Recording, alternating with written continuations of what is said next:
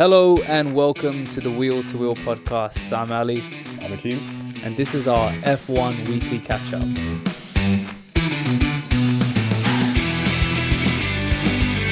do you say, Akeem? So overall, Canada. Overall, it was Delivered? okay. It was good. Just okay? I think good. There were some Good. key moments though. Yeah, But are you talking like from a racing perspective? Not much. yeah, from a racing perspective. I mean, what happened, like especially with George, really, he took lead from the beginning. He had it very favourable in his way as well. To be fair, I think he done what he was meant to do. To be honest. Shall we let's start from Saturday in the qualies. The predictions were, I mean, you said George third, so fair enough, but he came first. And then Max second, and then Oscar third. Lando, Yeah. blunder, Wow. another one in the qualies. He's not been on it for this season, has he? Nah, he hasn't. Like, I was surprised to see him in seventh as well. I think, what I've realised as well? The mediums was actually the better tyre to be on. But that was the Really? same thing. What other track was it where the mediums were? Imola. Mm. Imola in quali was the best tyre. And the same here again. But you saw it in free practice in Canada that everybody was sliding off. There was not much grip. Oh, And turn all- 13. All the best drivers were coming off. Stroll, Yeah. Leclerc. Lewis. I don't know. I didn't catch the joke there. I was like, the best drivers. But that's how you know how much he rates Lance Stroll.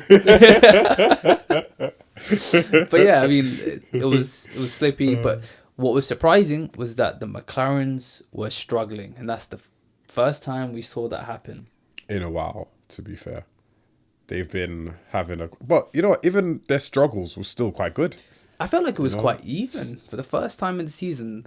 Like coming into this season, we were promised this whole everyone's tighter together. It's going to be a very competitive season. I think for the first time, we saw that in a race weekend where it was really close. There was no large gaps. Like everybody finished. I mean, I know we finished under the safety car. But even without the safety car, I think everybody was within 5 to 10 seconds of each other from the top 5. So that was good to see. Definitely. It was competitive. I like that part. Because you know what? Especially everyone being more stuck together. I've realised the only thing is sometimes it's dirty air is also a thing. Because when it was George and Max, I wanted to see a little fight between the two of them as well, to be fair. Yeah, because Max wasn't too far behind. He was always within 2-3 seconds. Yeah. George didn't really get that much of a gap, but I think it was just tire degradation was high on the Red Bull and just having to keep pitting just to get the undercut on Kimi Antonelli because every time Kimi was close, it's cool, let's pit. Yeah, facts. Let's pit. They're smart. They're smart how they done it, to be fair. Mercedes, when their strategy's on point, they execute really well. I think we have to talk about the Lando Oscar situation. It was fun. It was fun. But it was anticlimactic. And I say that because we nearly had such an epic battle where I could see Lando gaining. Lando was the faster driver that day and he binned it. It was silly, but you know what? I thoroughly enjoyed that 1.5 laps of the two McLarens for the first time really fighting, going for it. And we've been talking about it all season. Is there going to be a point where they're going to crash each other out? Is there going to be wheel to wheel? And we finally got that. And yeah, I would have loved it if it went on for a bit longer, sure. But I was happy with what we got because I've been wanting that for some time now. I think a lot of us have. Because it was just too PG-13. We wanted R-rated. Yeah, and no we more finally papaya got it. rules, innit? You know what I mean? Hey, I wonder what's going to be said back in the garage. But fair play to Lando. He did put his hands up and he said it was my fault. It was stupid of me. Yeah, that there was no gap. I don't know why he thought about going on the inside. There was nothing there. It was natural that Oscar was going to protect the inside going into turn 1. Easily, always. Yeah. Racing 101. But would you say that's kind of classic Lando?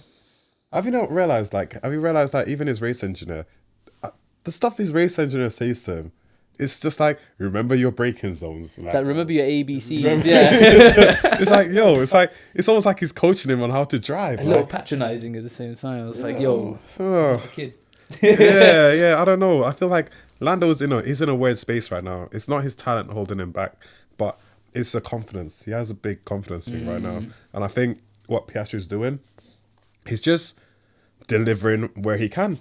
Like, he doesn't put pressure on himself to get the greatest lap ever. He just puts in a good lap. Yeah, he's just consistent. He trusts the car.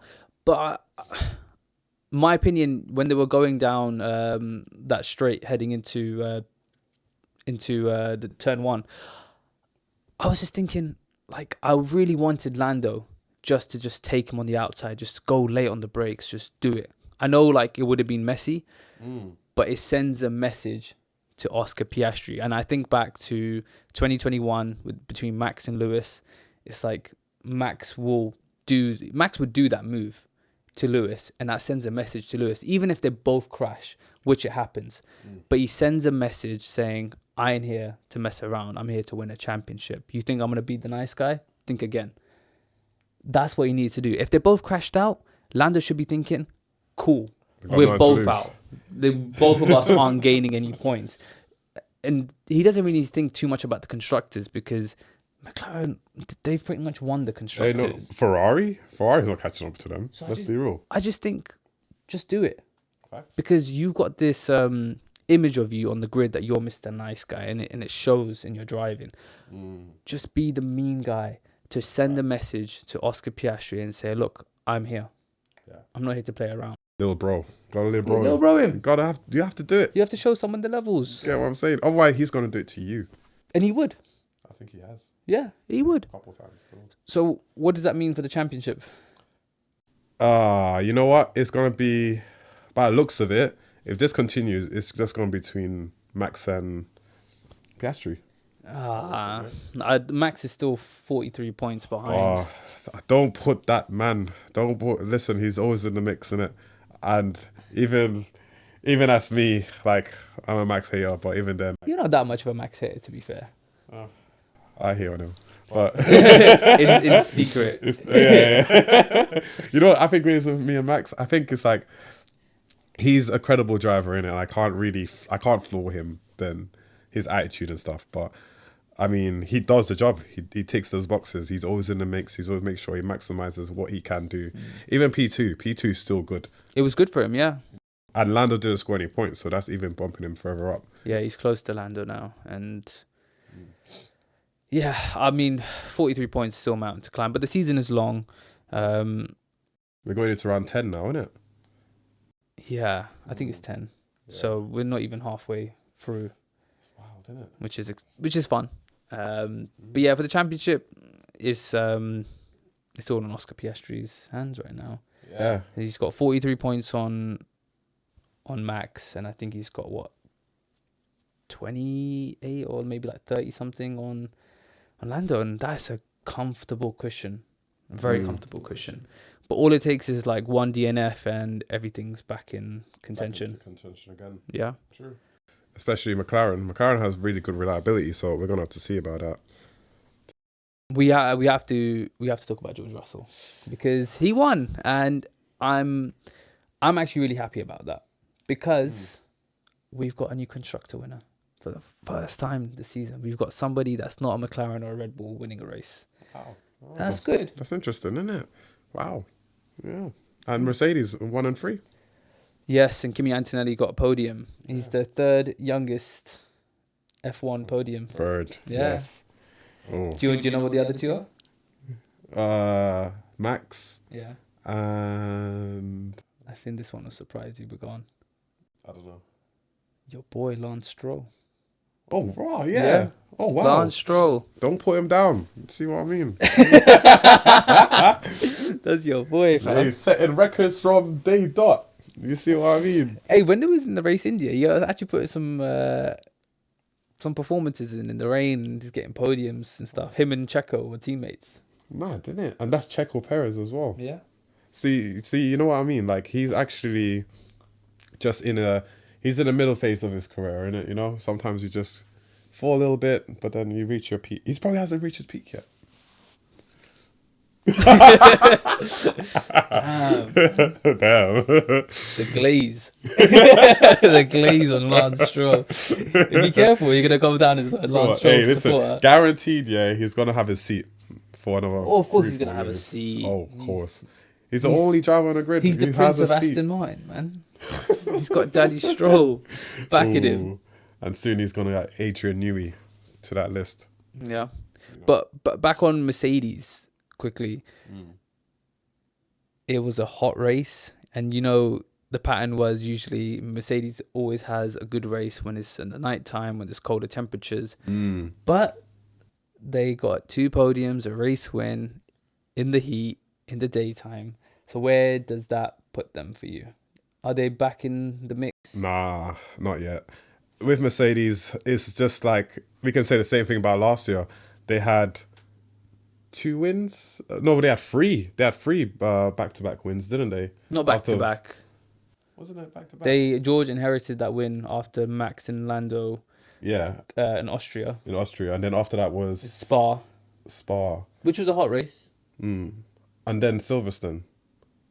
Silverstone was Lewis, yeah. Yeah, But that was like they that was a bit colder temperatures. out of 4 race. I mean, Rain. in that 4 race stint, I think they won 3 out of the 4 race stints. Maybe, yeah.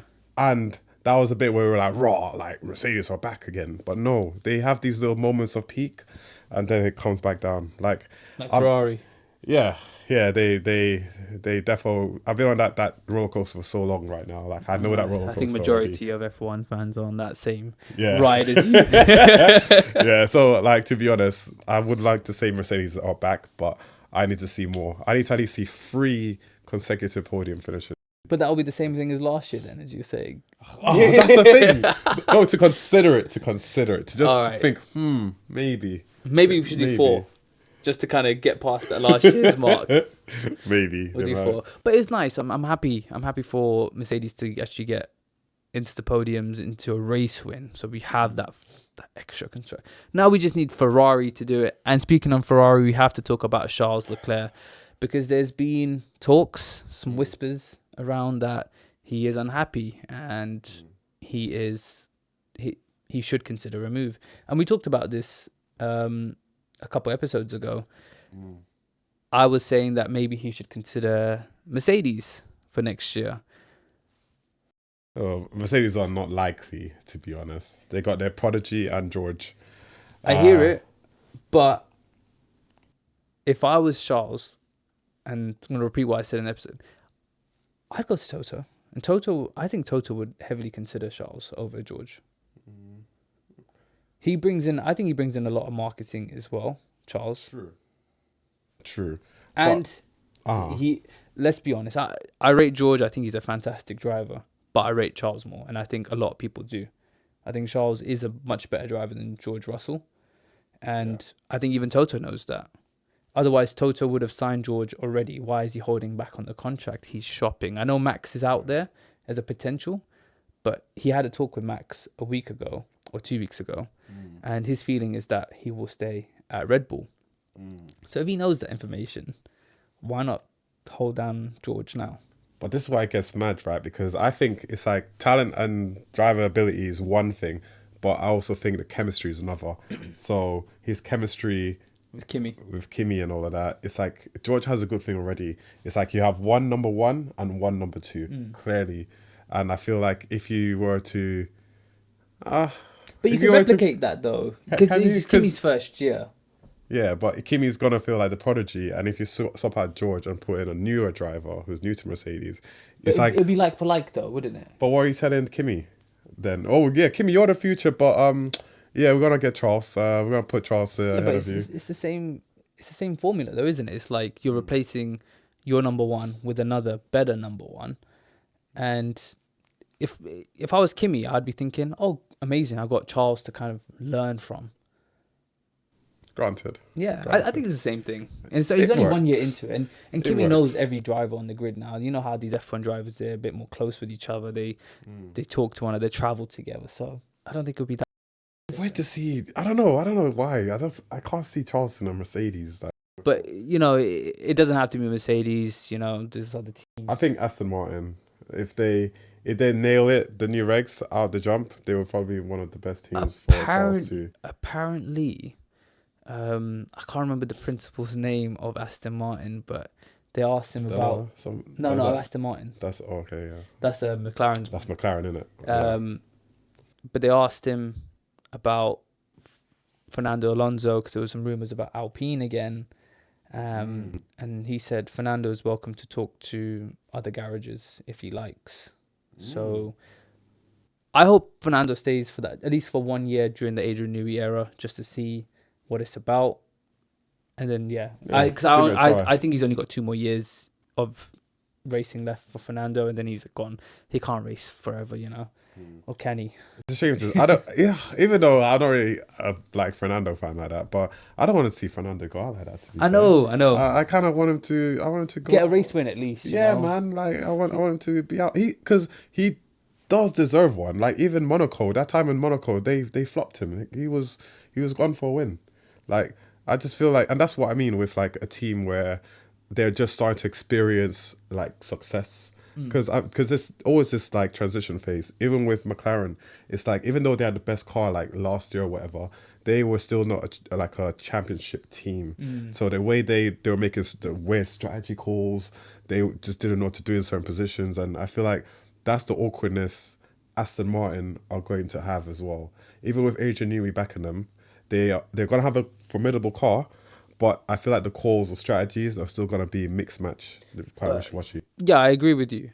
I think that's why Adrian Newey, I think it was Monaco, was his first day at Aston Martin, on the grid and everything. But he was there just overseeing how operations are run. He wants to get a feel of how the team is being run. And I think he's looking at this and he's going to improve it. I think he's looking at this stuff for next year. And that's what Ferrari needed. It's so annoying. This is exactly what they needed. They needed this. Well, I'm sure you already know about the Fred rumors about him potentially not being it's bullshit. Year. Listen, it's bullshit. You don't need to get rid of Fred because what I'm trying to say, yeah, he's competent to the point where it's I'm saying he's not making blunders. Yeah. Questionable mistakes were changing 99% of the car. Okay, that you guys should have probably put that out a little bit better. But I get it. You're excited. You got a new driver. You want to just whack it home. But it was a big gamble. I think he's only got 1 more year left, and that's for the new regs. I think depending on where Ferrari are next year, if they've got a competitive car and a car, I'm not saying next year they have to win the constructors or win the drivers. I think if they got a car that is competing, they can improve on it, then he will stay. If he don't, if it's more the same as this year, then bye-bye, Fred. Because even, is it Noik Stera? Something, I forgot the designer's name. They got a very... The bold man. Yeah, the very good designer. I forgot what team they took him off. Was it? Yeah, but he's not working though, isn't it, for them this year? He's there now, but even then, it's even though his involvement is not that heavy because he just came in. It's I've noticed he's been getting a lot of flack as well. But I'm how can you blame man that just came into the team, just literally given this pile of rubbish and working with it? You can't even pin it on him either. You know what I'm saying? It's Ferrari. When you're the biggest F1 team, you're gonna get that press. You're gonna get that pressure that no other team gets. But this is where I'll give Fred wrong. Fred, what you should have done, get Adrian in. Because if you got Adrian in, it's true he wanted some more control, yeah. But to be honest, it would have made Fred's jobs easier. I don't think Adrian wanted to go though. If he had, but it's Ferrari, man. I think that if they offered him a remote job, maybe. But the thing is, he already said in an interview he didn't want to work remote. He didn't want to move to Italy. That was the reason. I can't blame Fred for that. If Adrian didn't want to go, then cool. You could check all the money. I don't think you could match the money that Aston Martin were throwing at him. Also, money is a big factor in this as well. I get that. Because they've got massive overheads. We're having Lewis Hamilton in with 60 odd million they're paying him a year. And then they've got to think about, right, we got to pay him on Adrian Newey gets paid an F1 driver salary. What technical director gets that money? No one. Facts. But what I'm trying to say is that the control he would have in Ferrari would kind of, I think that would kind of put him in a That's a bigger chess move. I you know, what I'm but saying? I just don't think he wanted to go. Plain and simple. I can't blame Fred for that. Maybe I think they did offer it to him, but I think there was probably some criterias that Adrian knew he wasn't hitting. Like, you'd have to be a Maranello. Yeah. And I think that's one of the main things they were saying as well. I believe they were saying something about like Ferrari's the only team that's got their actual factory away from, like, everyone's moved to the UK, man. Yeah. Like it's just, it works. It just works. Do you think Ferrari should move to the UK? Listen. The UK we got the best drivers, we got engineers. the best engineers. Listen, this is where it's at. The UK is where it's at. They're old school though. You know what I'm That's saying? Italian to me. They're very old school. I respect that. I do respect that. But you don't rate it. You know what they say. You know what they say about tradition, right? Innit? So what? You know, it's just like traditions are kind of, they're outdated, man. Like it's true. All right, watch this. Yeah, there's a classic thing of you follow the same thing, you keep on doing the same thing, right? Because we call it tradition, but that's just our way of it's us lazily sticking to the same thing and knowing it's not going to progress or do any benefit us in any way, but we just call it tradition. Yeah. I mean, I've said this as well. They're just very old school with it. Everyone there, I know they're Italian team, all Italians, but then we touch upon that point of like the best engineers, the best designers are British and they're all British based. So there's that. Are Alpine based in England? They're not. Are they based in France? Well, I need to research that one, to be fair. Because if they're based in France, and it kind of shows as well. Because they're slacking as well, man. Because they got potential. But to be fair, McLaren, Red Bull, Mercedes, Aston Martin, Williams, all England, and they're the performers. Yeah, facts. We didn't touch about Williams, did we? Their car blowing up. Not blowing up, but the whole car just came apart in the straight. Yeah. Was that in free practice though, right? Yeah. I'm sorry. It just took you back from last year's like blunders of Williams cars. Just keeps like breaking. Bro, like how bad is it? Like they're really cutting costs, you know. Like they're trying to save every penny. But your biggest loser actually scored a point, so they're talking about Williams, isn't it? Yeah. All right. We can finish off with the rest of the winners. But yeah, Sainz scored 1 point. He's recovered, good race, and then we also had Hulkenberg. That's how he's putting in the back-to-back performances in that car. Oh, innit? How much are you guys on now? I don't know. I have no idea. I know he finished above Ocon. Oh, okay. But you know, between like 8th and 9th I think it's 2 points difference anyway, so it's nothing crazy. But every point matters. True, especially for these teams. That 7th place, no, 5th. Was it 5th he got in the other race? Hulkenberg. Yeah, that 5th place, man. You guys put Sauber in a whole other league. No, mate. Yeah, Nico did. Yeah, but he's carrying that team, mate. You know what? I kind of wish. No, I do wish that Audi are a decent team that, you know, I want him to get that podium. I can't believe he's never scored a podium. He deserves it. He actually deserves it. He's an amazing driver. Really. Like, I would like to see him in a subpar car that can actually do the work. Like, how is this guy? Like, show other people some levels. Guy? Like, you know, I'm good. You know what I'm saying? And he is good. Yeah, I'll give it to him. I want to finish on Yuki Tsunoda. Started P20, finished P12. What do you think? It's good. Decent. The Red Bull looked a bit more balanced this weekend. I think that was his first time having the same car as Max, to be fair, as well. Yeah. But I think it's that bullshit penalty. That penalty they gave him, that was... It was hard done. That was hard. But I mean, he didn't do the best in quali. He came out in Q2. I think he was going to start 12th in the race. If he started 12th, then you could have potentially seen him finishing like 7th or 8th. So he would have been in the points at least. Well. But we're going to have to look ahead to Austria, the Austrian Grand Prix. The Red Bull Ring is next. So we've got a week off. Yeah. And stay tuned. We'll have a prediction video coming next week. Yeah. Make sure everybody to like and subscribe if you haven't already. And we'll see you next week.